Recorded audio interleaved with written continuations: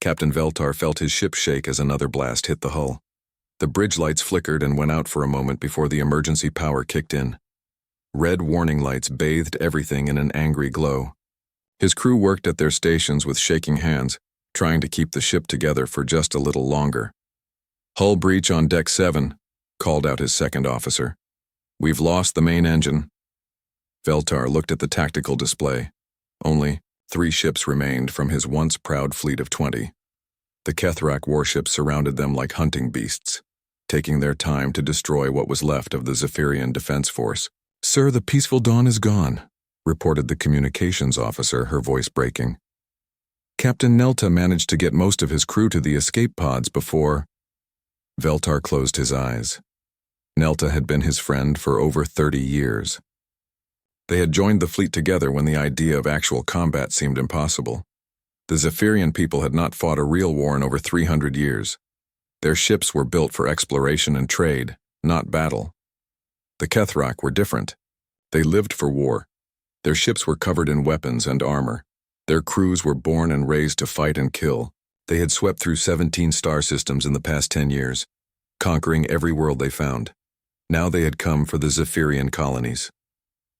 "Captain," his weapons officer called out, "they're jamming our communications. I can't reach the home fleet." "It doesn't matter," Veltar said quietly. "The home fleet is gone. We're all that's left." Another blast rocked the ship. This time the lights stayed off for nearly a minute. When they came back on, half the control panels were dark. "Sir, we have maybe 10 minutes before the ship breaks apart," his engineer reported. Veltar made his decision. "Prepare the long-range transmitter.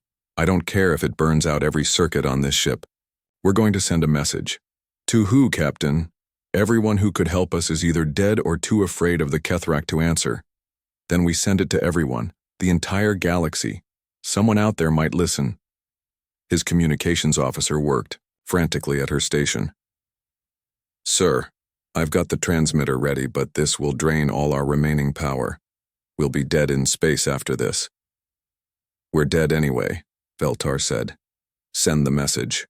The transmission went out on every frequency they could reach. It was a simple message translated into every language their computers knew. "This is Captain Veltar of the Zephyrian Defense Fleet. Our worlds are under attack. Our people are dying. Any species capable of military assistance, please respond. We have lost everything. Our children are being hunted like animals. We offer everything we have left to anyone who will help us. Please, someone answer." The message repeated over and over as the ship's power died. Within minutes, the Harmonies' light was floating dead in space. The Kethrak ships moved in for the kill, but Veltar had already launched in an escape pod with what remained of his crew. 3 days later, on a small blue planet called Earth, Admiral Jake Morrison sat in his office reading reports. The Martian colonies were rebuilding after their independence war. The asteroid mining operations were running smoothly. Everything seemed normal until his aide knocked on the door. "Come in, Kate," Morrison called. Lieutenant Kate Sullivan entered carrying a datapad. "Sir, we've received an interesting transmission from deep space. It's a distress call." Morrison looked up from his reports. "From who?" "A species called the Zephyrians, sir. They're asking for military help.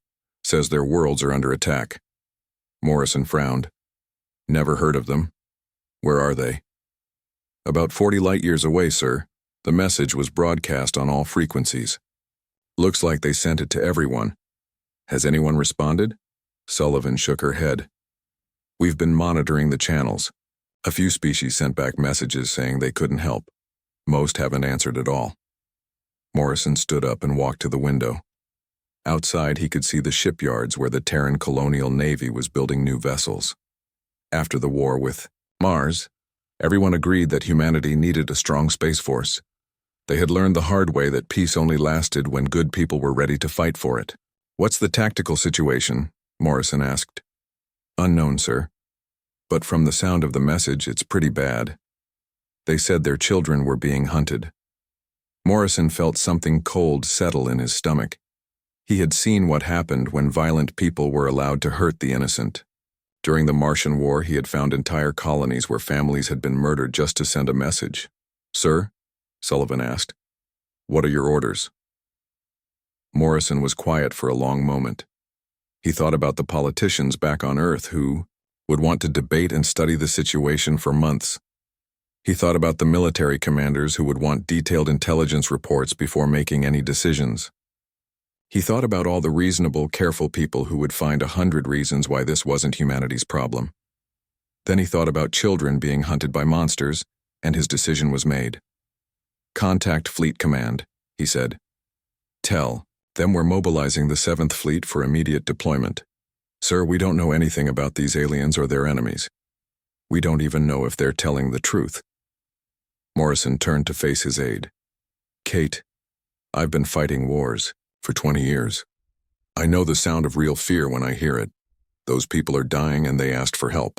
But sir, the regulations require approval from Earth Command before we can deploy outside human space." "Then we'll get approval later," Morrison said. "How long to prep the fleet?" Sullivan checked her datapad.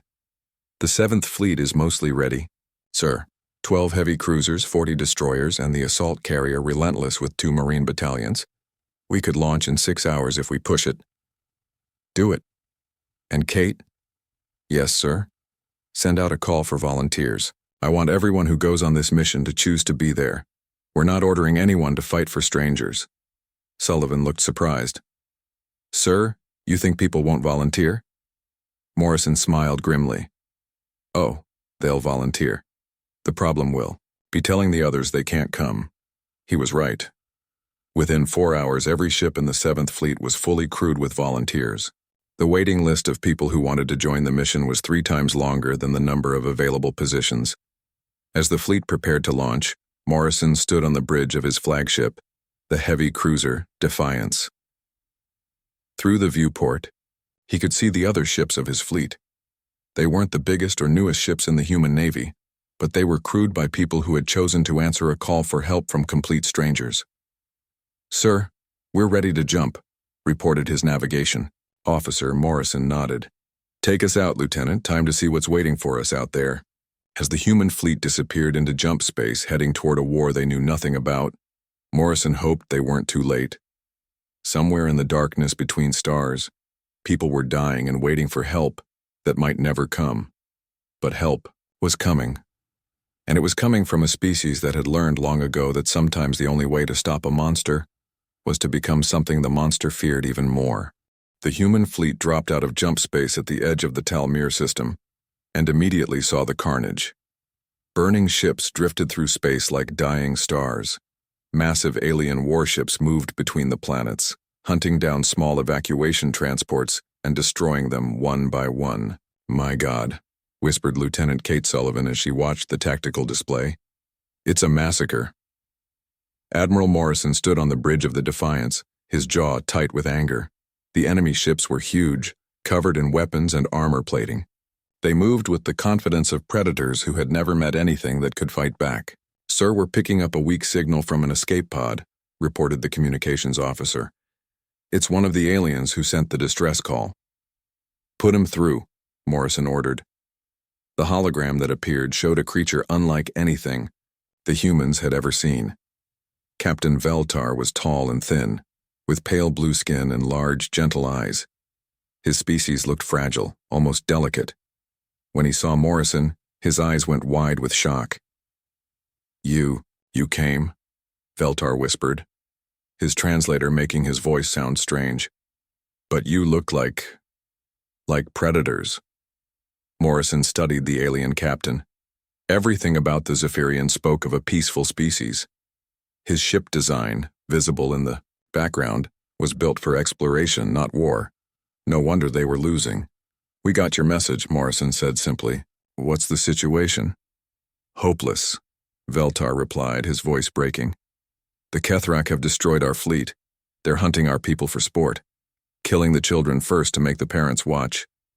Morrison felt that cold anger settle deeper in his chest. "How many enemy ships?" 37 warships, including 5 dreadnoughts. "Admiral, with respect, you only have 52 ships. The Kethrak vessels are much larger than yours. Size isn't everything," Morrison said. Get your people to safe distance. This is about to get loud. The human fleet spread out into attack formation. The Marines on the assault carrier Relentless prepared their boarding pods.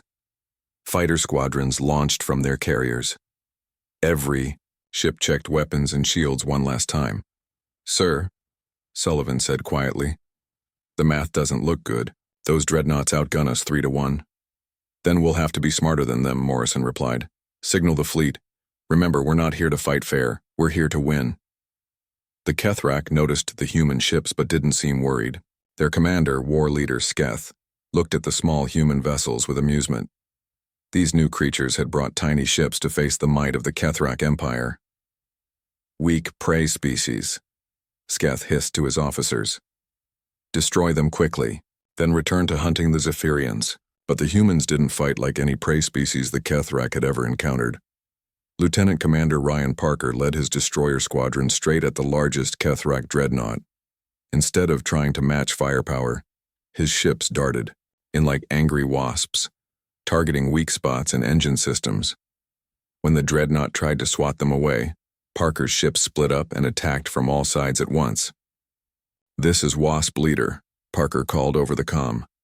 Remember, we're not trying to destroy these things in fair fight. We're trying to break them. His destroyers fired everything they had at the dreadnought's engine ports, then spun away as return fire lit up the space where they had been. One ship wasn't fast enough. The destroyer Dallas took a direct hit and began to break apart.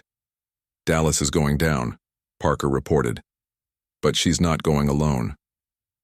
Captain Jim Morris, commanding the dying Dallas, pointed his ship directly at the dreadnought's bridge and pushed the engines to maximum.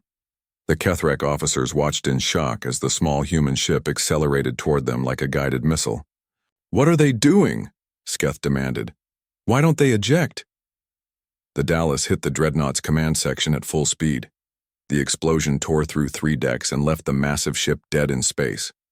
Captain Morris and his entire crew were gone, but they had taken out a ship 10 times their size. Marine Colonel Lisa Wade watched the sacrifice from the assault carrier and felt her anger grow.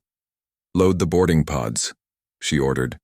We're going to show these monsters how humans fight up close.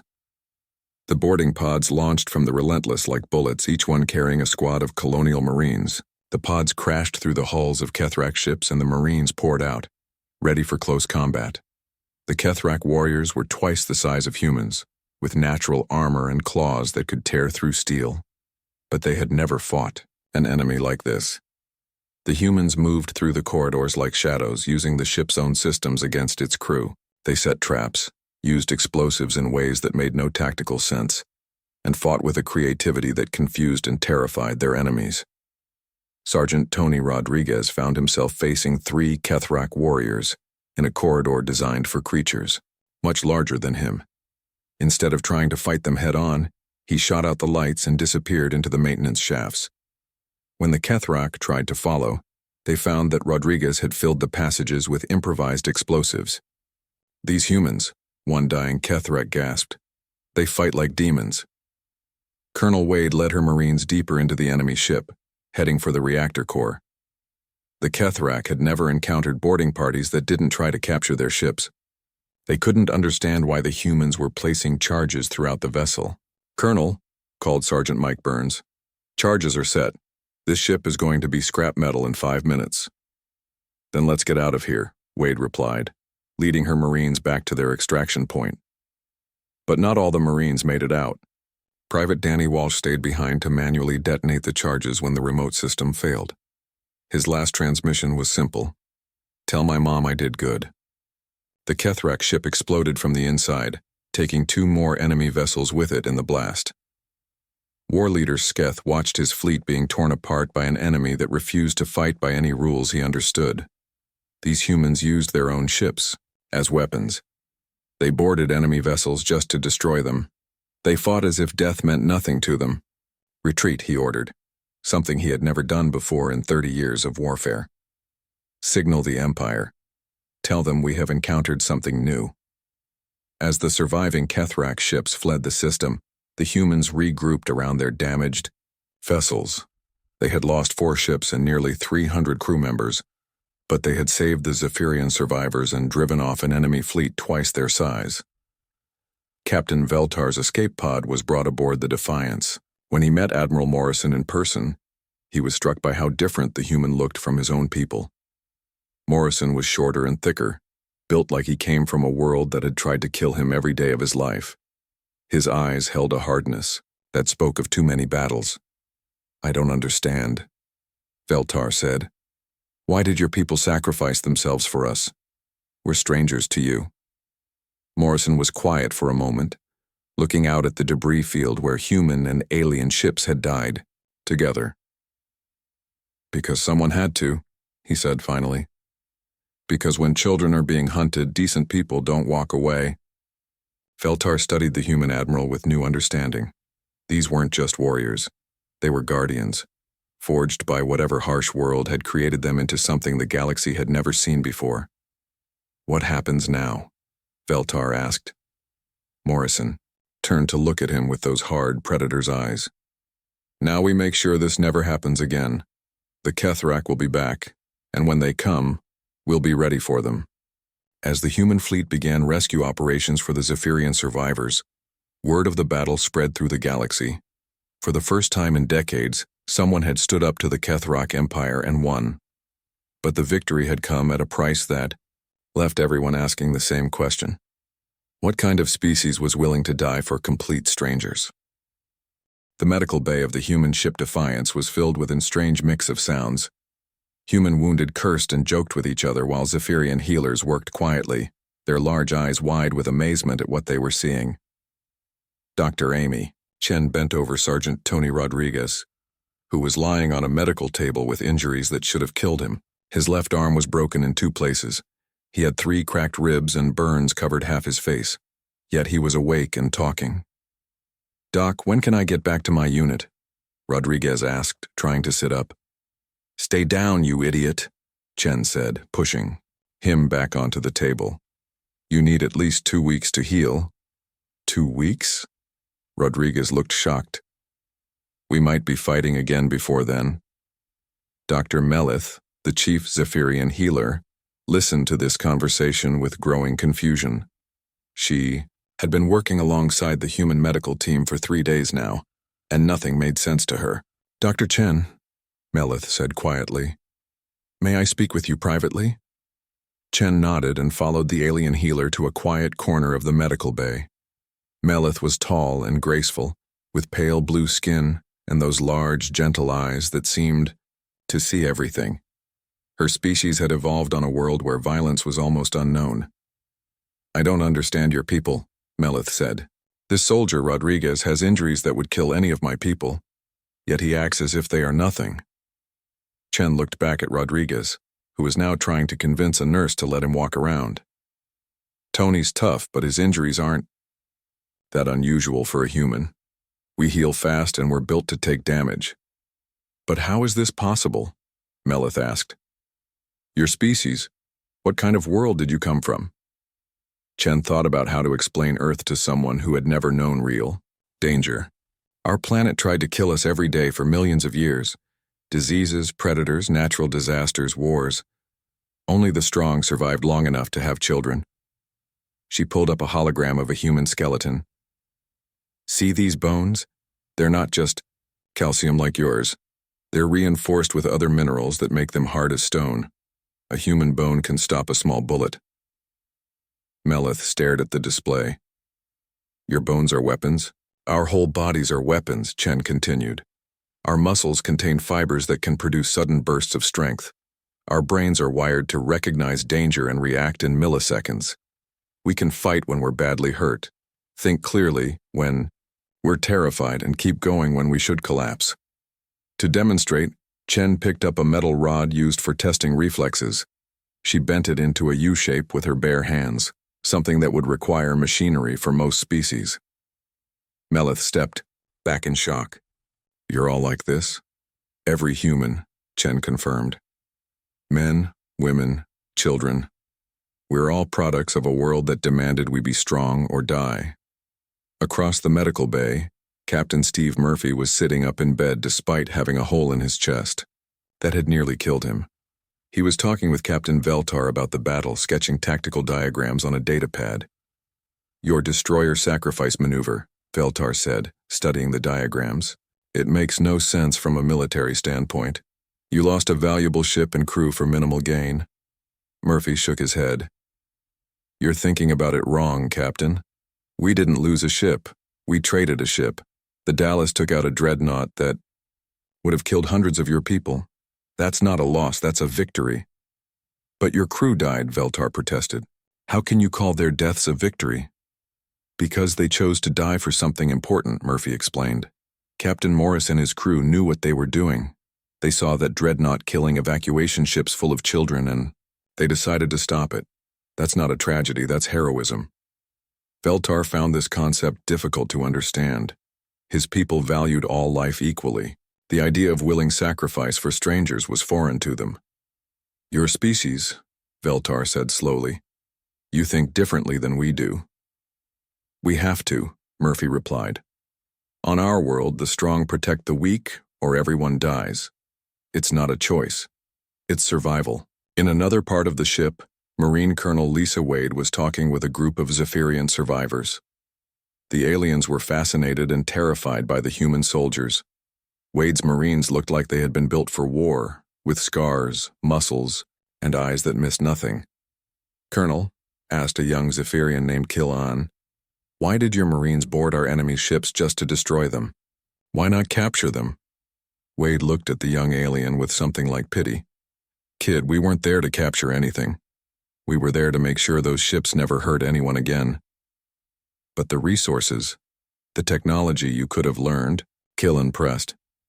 "Some things are more important than resources," Wade replied. "Sometimes you have to break something completely to make sure it stays broken." Private First Class Jenny Martinez, who had lost her left leg in the boarding action, spoke up from her wheelchair.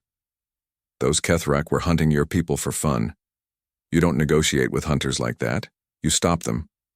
The Zephyrians looked at Martinez with wonder. She had lost a limb fighting for people she had never met, yet she showed no regret or self-pity. "How do you bear it?" asked another survivor. "The pain? The loss?" Martinez shrugged. "It's what we do. Someone has to stand. Between the monsters and the innocents, if it's not us, then who?" Back in the medical bay, Dr. Melith was running scans on human volunteers, trying to understand their biology. What she found shocked her even more than their conversations. "Dr. Chen," she called out, her voice filled with amazement. "These readings can't be correct." Chen looked at the scanner display. "What's wrong?" "This human, Peterson, he has enough scar tissue to indicate he should have died several times over. Healed fractures, surgery marks, evidence of massive trauma.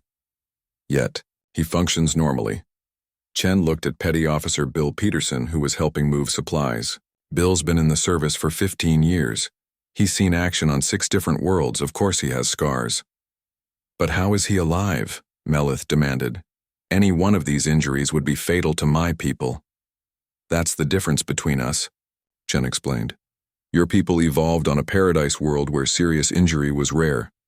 Our ancestors lived through ice ages, plagues, wars, and disasters that killed off weaker species. We're what survived." Peterson overheard and laughed. "Doc, you should see my grandfather. He survived 3 wars, a mining accident, and cancer twice. Still working his farm at 90 years old." Melith sat down heavily, trying to process what she was learning. "Your entire species is like this? Built for war and survival?" "We're built for life," Chen corrected. "It's just that life on Earth meant being ready for anything. War, disaster, predators, disease. We adapted to survive it all. And now you use those adaptations to protect others," Melith said slowly. "That's what strength is for," Chen replied. "To protect those who can't protect themselves." As the days passed, the Zephyrians began to understand what they had allied themselves with. Humans were walking weapon systems, forged by millions of years of evolution on a world that had tried to kill them every day. Their bodies were built for violence, their minds wired for tactical thinking, and their culture centered around protecting the weak. But more than that, the Zephyrians learned that humans had something their peaceful civilization lacked: the willingness to pay any price to do what they believed was right.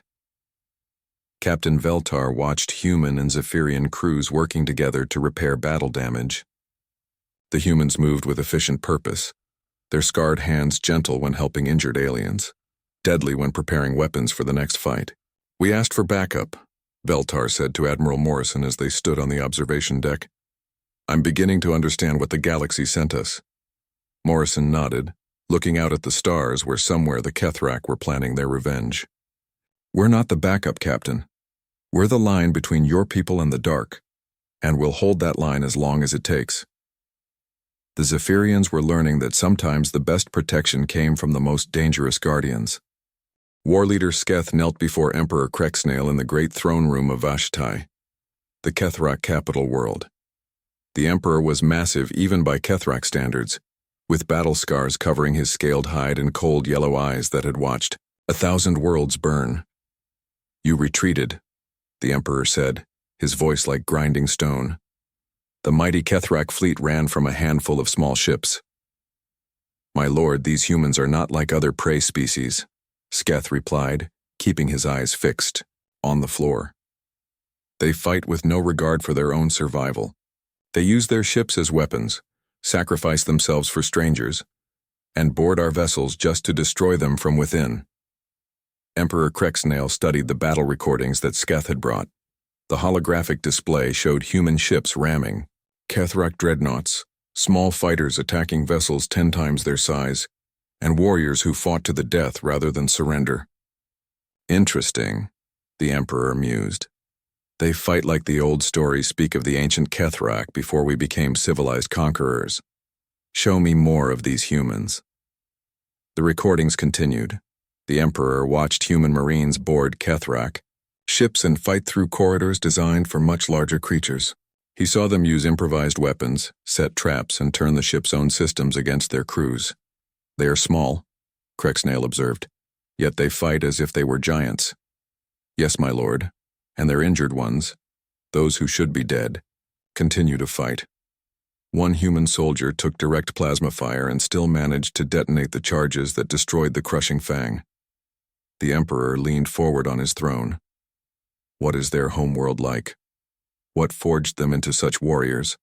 Sketh activated another display. "Our intelligence ships gathered this data before the battle. Their world is a nightmare, my lord. Massive predators, deadly diseases, natural disasters that can destroy entire continents. Their own species fought constant wars for thousands of years. A perfect breeding ground for warriors," Krexnail said with something like respect. "No wonder they are not afraid of us." "My lord, they did not come to conquer or claim territory. They came only because the Zephyrians asked for help. They fight for no gain, only to protect strangers." This made the Emperor pause. In all his years of conquest, he had never encountered a species that fought without seeking profit or territory. "That makes them dangerous beyond measure," he said finally. "A warrior who fights for gain can be bought or reasoned with. A warrior who fights for principle cannot be stopped." "What are your orders, my lord?" Emperor Krexnail stood from his throne, his massive form casting shadows across the chamber. "Assemble the great fleet. Every ship, every warrior. If these humans want to protect the Zephyrians, then we will give them more enemies than they can handle." Meanwhile, 40 light-years away, Admiral Morrison faced his own difficult choices.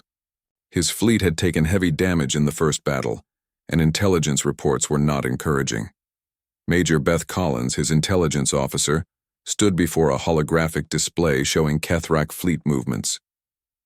"Sir, our spy satellites have confirmed it. They're massing everything they have, over 200 warships, including their most powerful dreadnoughts." Morrison studied the numbers with a sinking feeling. "When will they arrive?" 10 days, sir, maybe 12 if we're lucky." Lieutenant Kate Sullivan spoke up from her position at the communication station. "Sir, I've sent the request for reinforcements to Earth, but even if they approve it immediately and send the entire battle fleet, it'll take 6 weeks to reach us." Morrison nodded grimly. He had expected this. The politicians back on Earth would want to debate whether humanity should risk its entire space fleet for aliens they had never met. By the time they made a decision, the Zephyrians would be extinct. "Sir, Collins continued. The math is simple. 200 enemy ships against our remaining 8 operational vessels. We can't win this fight. Then we don't fight to win, Morrison replied. We fight to buy time. Captain Steve Murphy, still bandaged, from his injuries, had returned to duty against doctor's orders. Admiral, my ship took heavy damage, but she's still spaceworthy. The Courage can fight. Steve, your ship barely has weapons left. Murphy's grin was fierce.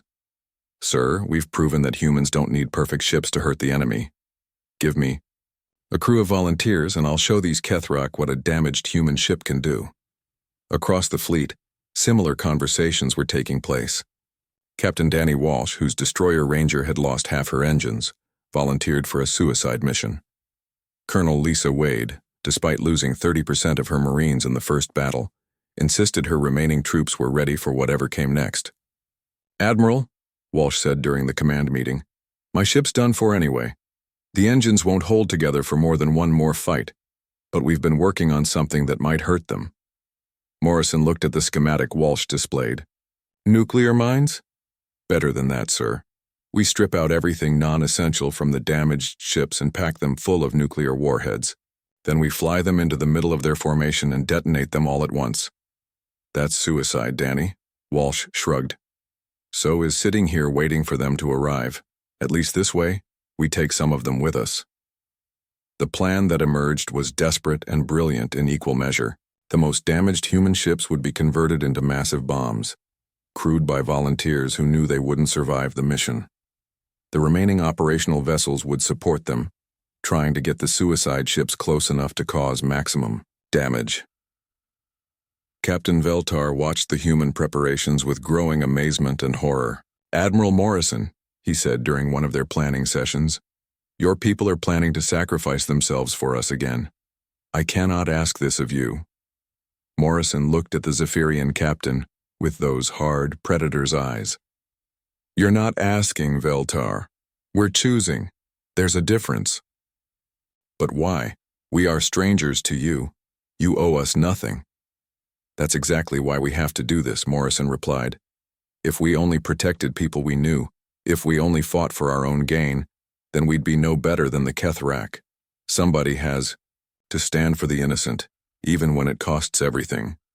Dr. Amy Chen worked around the clock to prepare the wounded for battle. Many of her patients insisted on returning to duty despite injuries that would have hospitalized them for months under normal circumstances. Doc, said Sergeant Rodriguez, whose broken arm was still in a cast, I can still shoot with my good hand. My squad needs me. Tony, you need medical care. The Zephyrian kids need me more, Rodriguez replied. I've seen what the Kethrak do to prisoners. I won't let that happen to children. As the days passed, the human fleet transformed itself into something unprecedented, a force that planned to fight a battle they couldn't win, against odds that couldn't be overcome, for people they barely knew. On the 9th day, long-range sensors detected the approaching Kethrak armada. It was massive beyond imagination, a wall of armored death that blotted out the stars. Admiral, reported the sensor operator, I count 237 enemy vessels, including 12 super dreadnoughts. Morrison looked at his remaining 8 ships and felt a cold certainty settle in his chest. This was where they would make their stand. This was where they would prove that sometimes the size of the fight in the warrior mattered more than the size of the warrior in the fight. Signal the fleet, he ordered. All ships prepare for battle. Remember, we're not here to survive. We're here to make sure they remember what happens when you threaten the innocent. As the Kethrak armada approached, Admiral Morrison stood on his bridge and thought about the message this battle would send to the galaxy. Win or lose, every species would learn that somewhere among the stars, there was a people willing to die for strangers. The greatest space battle in galactic history was about to begin. The Kethrak Great Fleet filled space like a storm cloud of death. 237 warships advanced in perfect formation, their weapons charged and ready to destroy anything in their path. Emperor Krexnail commanded from his flagship, the massive dreadnought World Eater, confident that no force in the galaxy could stand against such power. Admiral Morrison watched the enemy approach from the bridge of his battered flagship Defiance. Around him, his crew worked with calm efficiency, preparing for a battle they all knew they could not survive. 8 human ships against an armada that had conquered 17 star systems. "Sir, they're in range," reported his weapons officer. Morrison looked one last time at the tactical display. The suicide ships were ready, packed with nuclear warheads and crewed by volunteers. The remaining operational vessels had been stripped of everything except weapons and engines. They had no plan except to hurt the enemy as much as possible before dying. "Signal Captain Walsh," Morrison ordered. "Begin the attack." The destroyer Ranger led the suicide squadron straight into the heart of the Kethrak formation. Captain Danny, Walsh had removed all safety systems from his ship's reactor and filled the cargo holds with every nuclear device the fleet could spare. Behind him came 3 more damaged vessels, each one a flying bomb guided by crews who had volunteered to die. "This is Walsh," came his voice over the comm. "It's been an honor serving with you all. See you on the other side." The Kethrak fleet opened fire, their massive weapons turning space into a light show of destruction. The human ships weaved through, the barrage like dancers too small and fast for the enemy's heavy guns to track effectively. Walsh's ship took hit after hit but kept flying. Plasma bolts tore holes in her hull, missiles exploded against her armor, but the Ranger pushed deeper into the enemy formation. When her engines finally failed, Walsh used the ship's momentum to ram directly into a Kethrak super dreadnought. The weir explosion lit up the entire system. The Ranger's nuclear payload detonated inside the enemy ship, which triggered a chain reaction that destroyed 5 more Kethrak vessels. The blast was so bright that both fleets had to shield their sensors. "Durit hit," Morrison's sensor operator reported with amazement. 6 enemy ships destroyed, 3 more heavily damaged. But the victory cost everything. Walsh and his crew were gone, along with the other suicide ships that followed his lead. In 5 minutes of desperate fighting, the human fleet had destroyed 30 Kethrak vessels but lost 4 of their remaining 8 ships. Emperor Krexnail stared at the explosion in shock. "What manner of creatures are these?" he demanded. "They use their own ships as weapons." War leader Sketh answered grimly. "I told you, my lord. They fight like nothing we have ever seen." The remaining human ships pressed their attack. "Admiral." Morrison led his flagship directly at the enemy fleet, followed by the damaged cruiser Courage and 2 battered destroyers. They had no chance of winning, but they fought with the fury of people protecting their children. Commander Rachel Price flew the last working fighter from the carrier Relentless. Her ship was damaged, her weapons nearly empty, but she saw a chance to hurt the enemy command ship. Instead of retreating to safety, she pointed her fighter at the bridge of the World Eater and pushed her engines to maximum. "This is for everyone who asked for help," she transmitted as her fighter accelerated toward the massive dreadnought. Price's fighter hit the World Eater's bridge at full speed, punching through the armor and exploding inside the command center. Emperor Krexnail himself was wounded in the blast, and his flagship lost primary control. Just as the human position became hopeless, space itself seemed to tear open. Jump signatures appeared all across the system as the entire Terran battle fleet dropped out of hyperspace. 300 fresh human warships led by Admiral Patricia Hayes and the massive battleship Terra's Wrath. Captain Veltar, watching from his rescue ship, could barely believe what he was seeing. "How many ships do the humans have?" "Everyone they could spare," Morrison answered, his voice filled with relief and pride. "That's our entire battle fleet." Admiral Hayes wasted no time on speeches. Her fleet attacked immediately, surrounding the confused and scattered Kethrak armada. The fresh human ships fought with the same deadly creativity as Morrison's survivors, but now they had the numbers to match their courage. The battle became a massacre, but this time, the Kethrak were the victims.